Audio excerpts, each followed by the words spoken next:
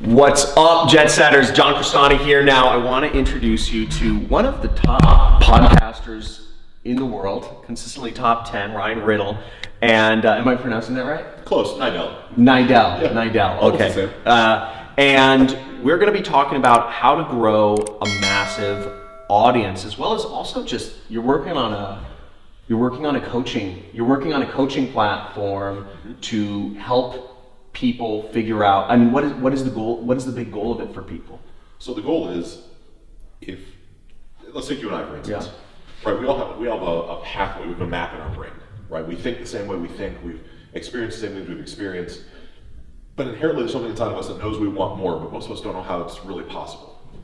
Of course, 100%. So myself and a couple guys from inside of the neuroplasticity research department at Johns Hopkins and a couple psychologists and psychiatrists from Harvard have developed this. What is neuroplasticity? Neuroplasticity, essentially, you have neural pathways in your brain, right? Okay. We can talk, I call them trauma troughs, for the lack of a better term.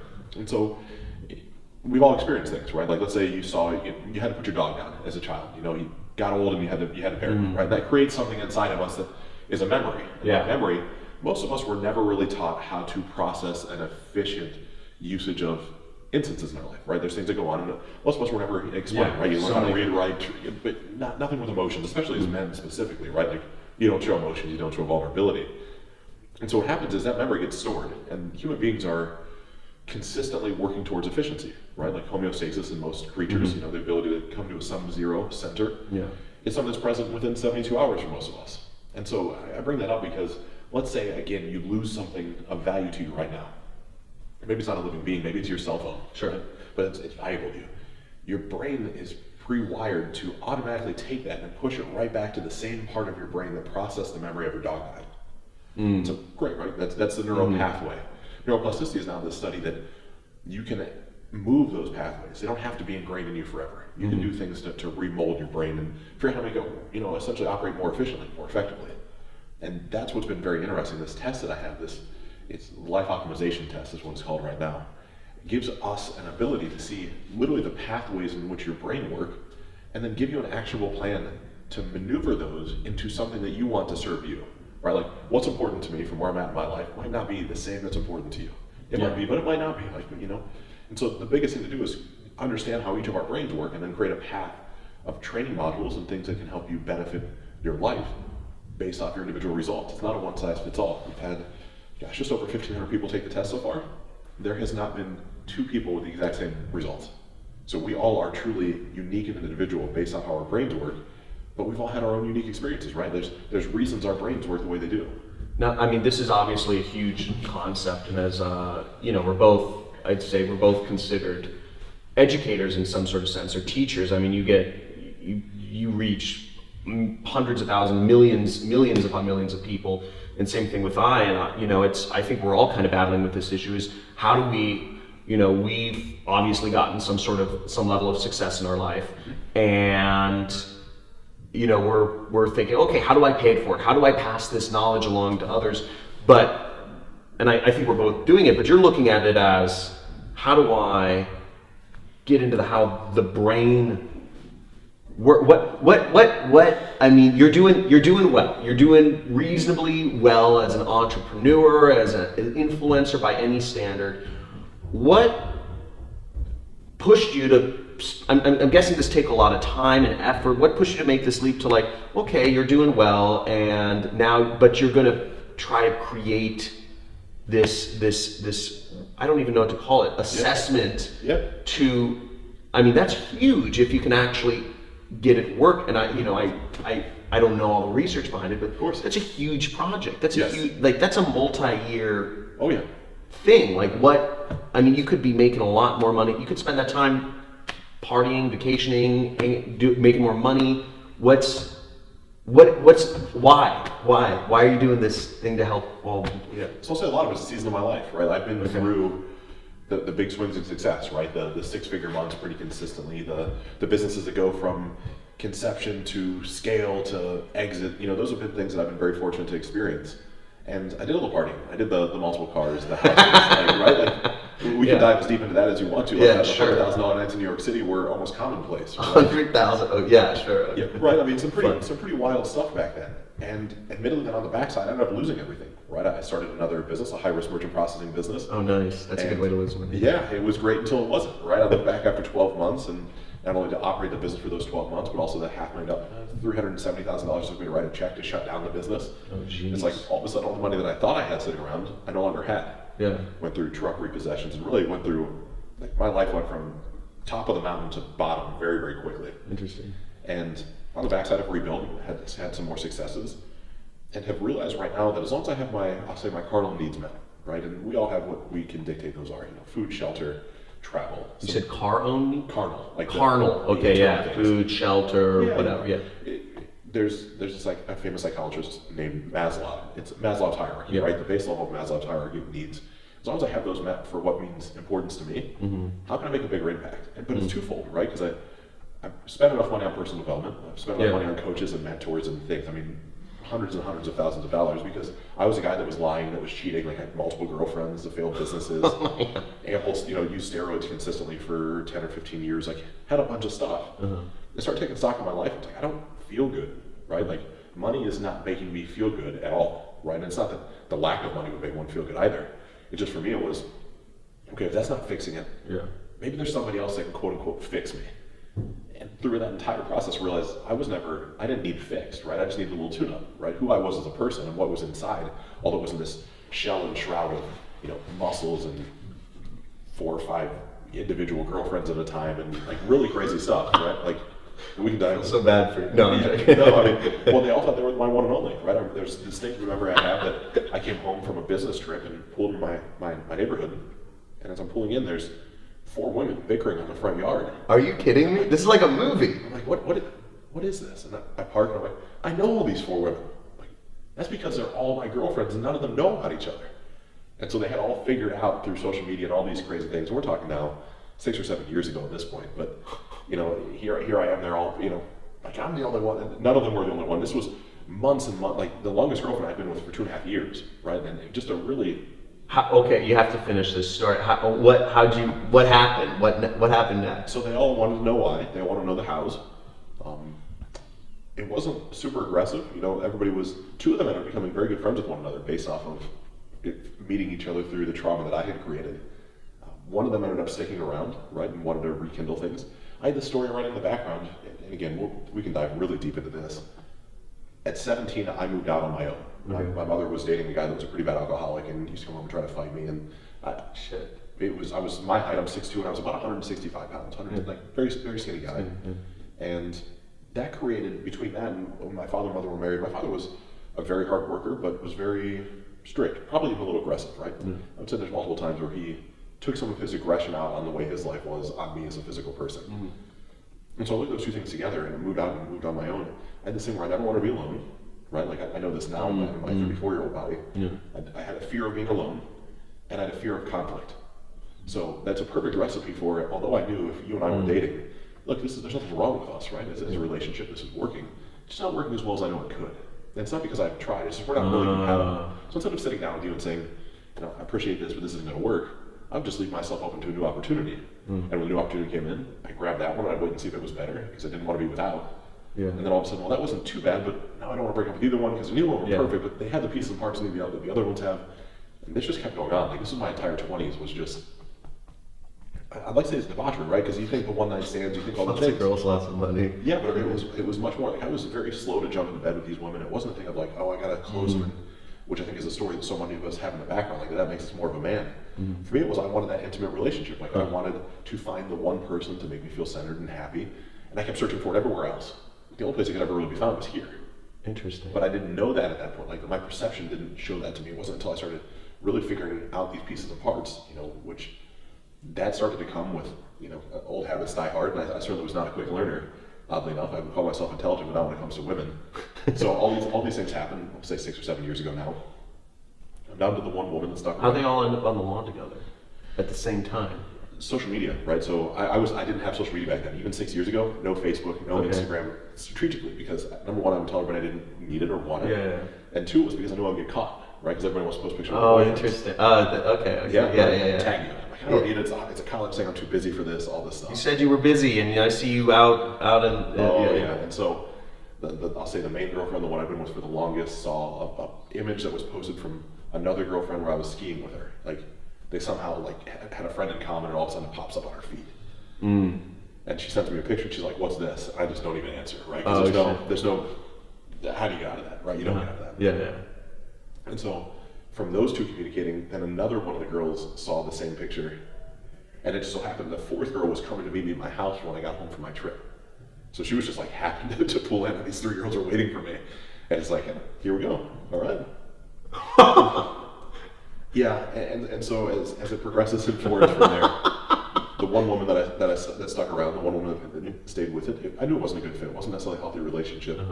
It was good, but I knew I was capable of better. I ended up meeting who is now my wife at the gym I work out at. Spent a couple months. Not even going out. But I was with somebody else, right? And it's like same story, right? I'm going to date two people at the same time, and so I don't drink coffee, but I went out in the morning to get who is now my wife, my girlfriend then, a cup of coffee. Pulled back in my neighborhood, have moved houses now, have done some different things, and there's a white C-Class Mercedes in my driveway, which happened to be the car I had bought this other woman. So you buying them cars? Oh yeah. Oh, nice. Breast augmentation, surgery, helping pay off mortgages, like you name something. I did all that. Yeah, and so I had another blow up right now. This is the first woman. She's been through this twice with me, so she's very distraught. Who is now my wife just sits there and is just confused, right? Because we've been together 4 months now, 5 months, and there's been no part of our life together that would let her think that there's somebody else, right? Like she would have thought she was the one and only. And she left, and everybody left, and I felt a sense of relief finally, right? Like, there's no girl around, all my stories are out. At that point, gosh, I'm 30 years old, got a little bit of money in the bank. It feels good, I can start over, right? I love my wife. She calls me back at like 7 or 8 o'clock that night. Says, hey, and I answer the phone, I'm like, look, if you're gonna yell at me more, if you need to get more stuff out, I get it. I'm just kind of over it for today, right? Like, I don't want to. I've had like 6 hours of you guys beating on me, rightfully so, but I'm just good. She goes, no, oddly enough, it's not like that. Something tells me to come back and see you. Like, excuse me? Because we're all biased, right? But I find my wife to be incredibly gorgeous. I mean, gets hit on consistently. Was getting hit on when I was with her. For all time, there's no reason she should have come back. And she comes back, and we have some more conversations. We slowly, heal our relationship. And she eventually sits down with me and says, you're capable of a lot more. And it was the first time in my life that clicked. Like, man, somebody stuck with me. They didn't leave me. They didn't abandon me.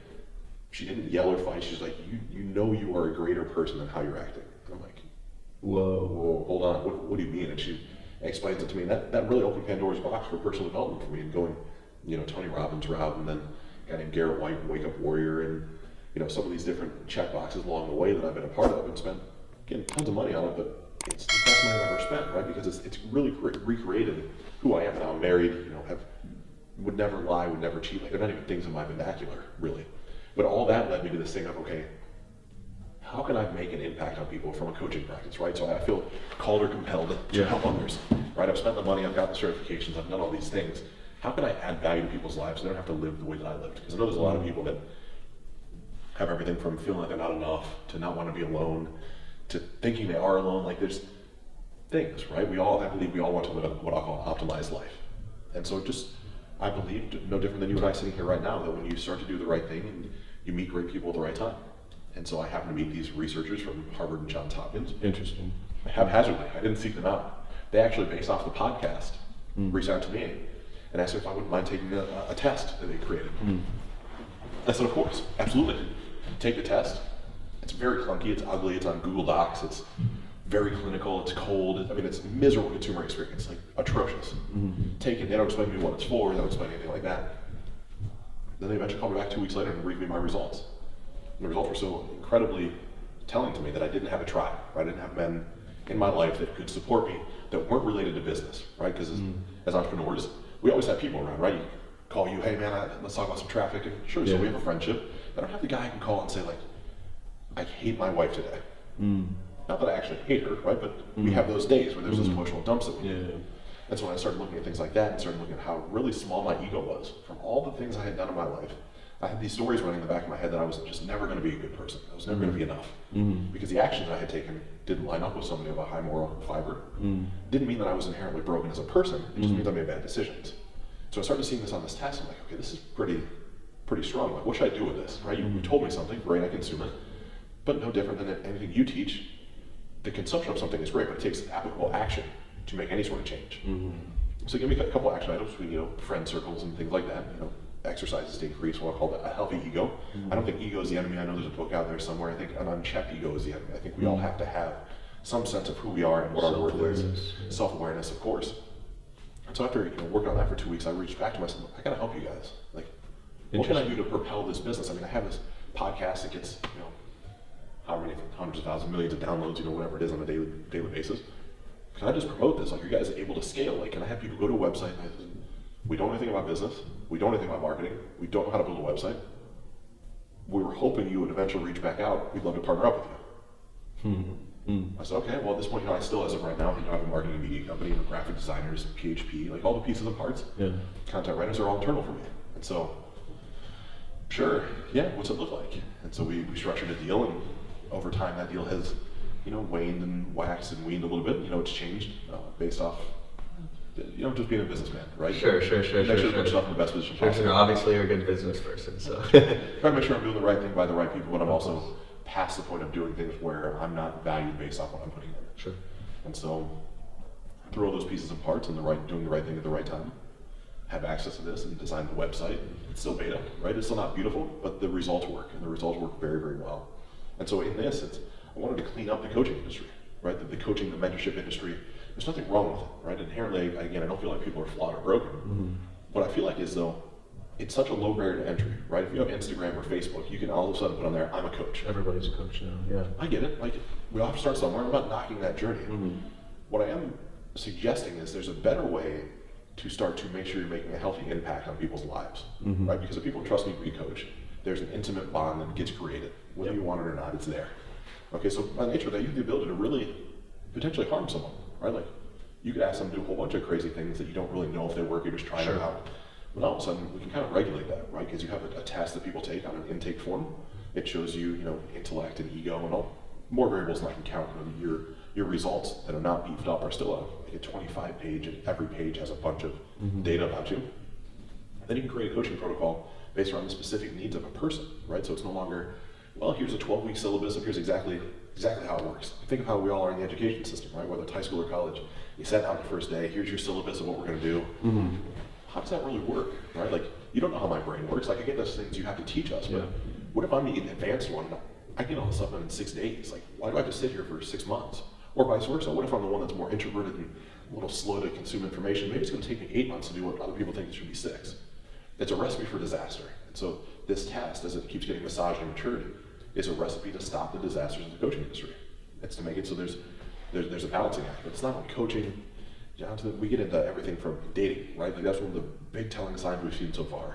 If you and your potential partner, girlfriend, boyfriend, whatever you have, start both taking the test, and there are key indicators that your standard deviation, the standard amount that the test can swing back and forth. If you're more than 2 standard deviations apart, we've seen so far a 92% failure rate in your relationship inside the first 18 months. Interesting. So now all of a sudden, you start really thinking, it's like, okay, well, how much time, energy, This is data you're collecting ongoing data with some of the people that. Absolutely. Interesting. Absolutely. So it's the same thing as it comes to hiring and firing practices. How many questions is the test, and how often do you follow up with these people? So right now, tests are 580 questions. It's nothing you're going to get done in 30 minutes, right? Like, this is not some sort of figure out what Disney princess you are on Facebook. How long does it take? Depending, I'd like to tell people to have an hour and a half to 2 hours set aside for it. You don't have to take it directly through. You can come back and revisit it a few times. And how often do you follow up with everyone to kind of see where? So as far as the clinical studies with the dating people, like, we've got groups of people. Oh, so you've been doing clinic? Okay, interesting. Those are like, that's not the Google Doc thing. That's a more intensive, like, Yes. As far as for my clients, they get followed up with consistently, right? Like, so I'm seeing the test, and I have them retake the test every, really give or take 6 weeks for the first 6 months. Again, we can keep monitoring, like, okay, like, this changed, like, this is like, here's who you were. You're just a hyper-aware, hyper-vigilant version of yourself. Like, you're not changed as a person, but the way your brain fires and what's important to you, and realizing, like, why is it that I feel so lonely all the time? sure, like if you're an introvert, it could be natural you're going to feel lonely sometimes, but there's nothing wrong with being an introvert, right? Like that's not inherently a bad character feature. But we have to discuss in an intake call, does that serve you or not? What are you doing for a career? What do you wish you were doing for a career? How's your family life? What are the pieces and parts and how do they all go together? And then talk about, does being an introvert, if you feel alone, does that actually serve you or is that a story you're running in the background? All of a sudden you're like, well, I don't know. Great, there's a good chance that the first time you've ever even considered it to be a possibility that there's a different story around. What if I could show you how to take it from, your introversion score is a 98 and your extroversion score is a 12? What if we could level those out? What if we could have it be 50-50? Do you think you could feel better? Yeah, that'd be incredible. I don't like being the quiet one in the room. Great, so I'm gonna make sure as we work together, as we go through this protocol, it's gonna be tailored into having consistent exercises to help you feel better, but not, I don't believe that thing of, kick somebody in the back and knock them into the swimming pool, right? That's a recipe for disaster. That's not long-term and scalable. What is long-term and scalable is small incremental changes. Darren Hardy's Compound Effects, a great book, big favorite of mine. It's just small daily consistent actions, right? And holding people accountable to that. For everybody, no different than as we look at your business, right? We all need a map for success. And a map's not something you're gonna hold out and read. I look at this as mentorship, accountability, and a path. Right? You need mentorship, accountability. Yep. I like that. You need a map. You need a map. Yeah. Mentorship, accountability. Yeah. That's good. And so that's what comes down to this, right? Like so much of coaching, you need somebody you can trust and believe in that has already been somewhere. Everybody's looking for the lap, just the P. Just what's the path? Is it, it's like, I know a lot of my people are just like, is it Shopify, it's drop shipping, is it Amazon FBA, is it, but yeah, mentorship and accountability are you gotta find so freaking key. And not just, and as you said, not just mentorship, everybody can listen to your podcast, but that accountability element is so key.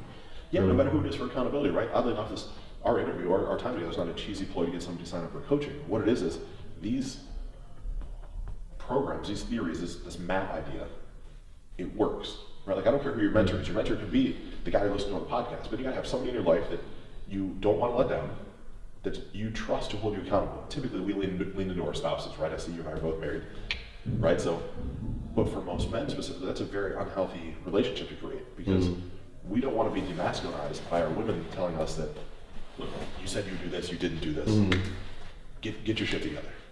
It doesn't work. We need someone in our peer group that we don't want to let down, that we commit, that's not going to judge us, right? And that's where it gets really tough for most of us, right? Like none of us want to show that vulnerability. None of us want to say to our friends, look, I'm going down this program, I realize I don't like the way I'm living, I want to live this other way, I have a path to get there, can you hold me accountable? Because it would make you in the male sense feel like you're less than, right? Like you're weak, why do you need this?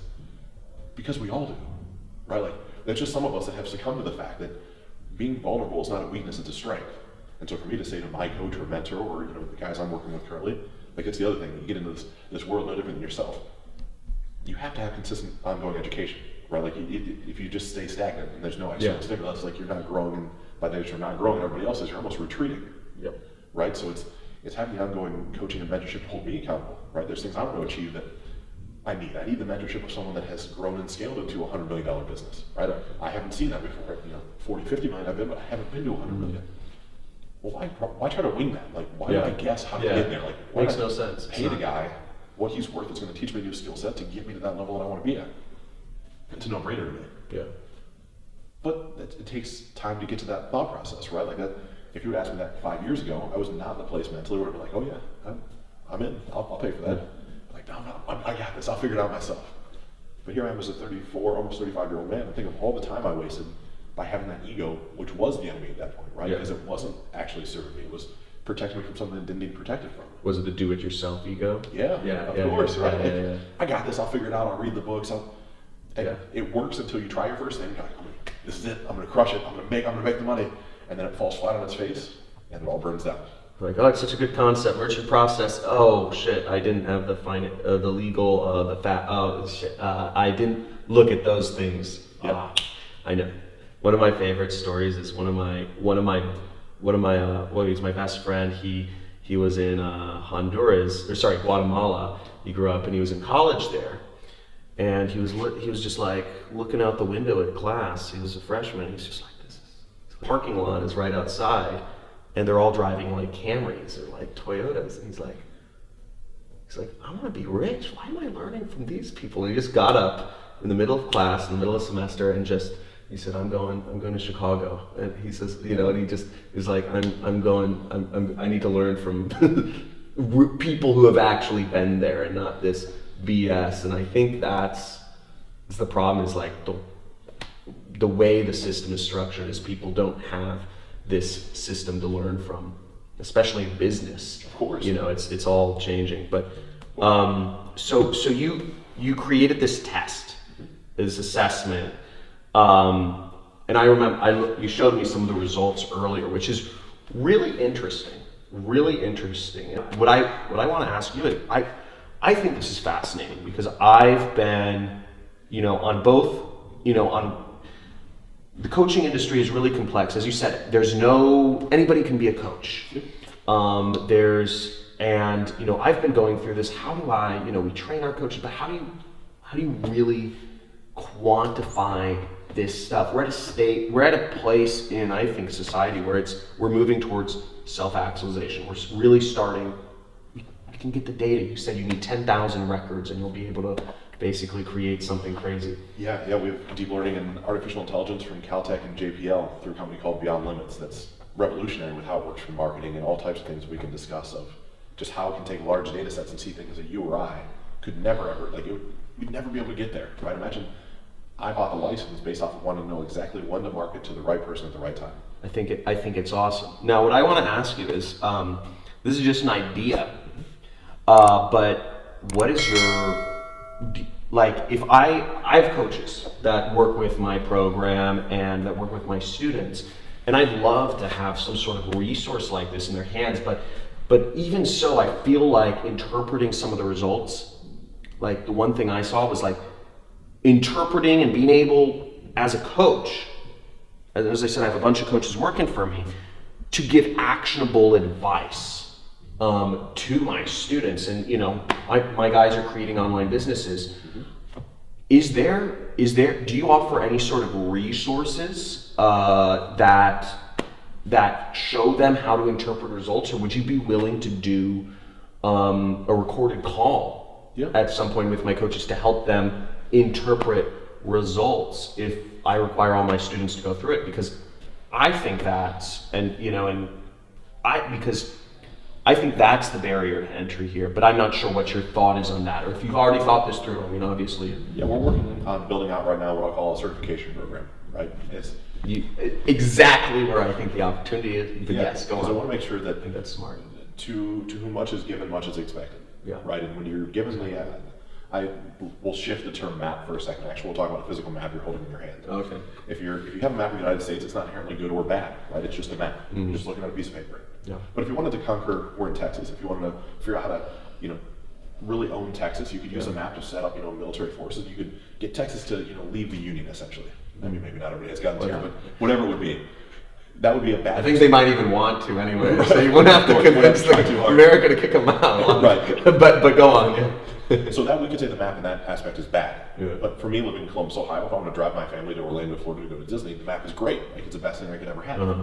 Well, same thing comes true as we have the map of how your mind works, right? If I'm unscrupulous, if I don't know all the clinical research, if I don't understand all the terms behind it and how to make meaningful, impactful changes based off of true psychological tests and evaluations, then I just have the ability to really mess with somebody. So our vetting process for seeing how someone becomes a certified in this methodology, it's figuring out how to make sure it doesn't get in the wrong hands, right? Because if I know there's a term called sadism, right? That's our ability to hurt ourselves or hurt others. If your sadism score is high and I see that, but you don't understand what that term is and you just trust in me, and I've had a bad day and I want to mess with you, I'm going to encourage you to find more conflict in your life. I'm going to encourage you to go out and the guy that pissed you off, it's really healthy for you to confront him.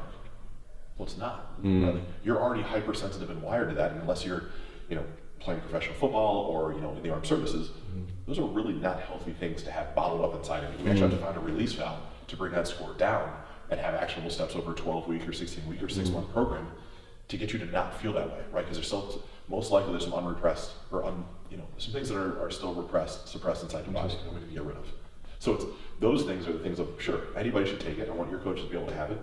But I got to make sure that the people that know, that makes sense. Know what they're doing. That makes sense. And obviously, anything, my audience, they want to figure out how to be more successful. As on their own outside of a job. So, Yeah. But dude, that's awesome.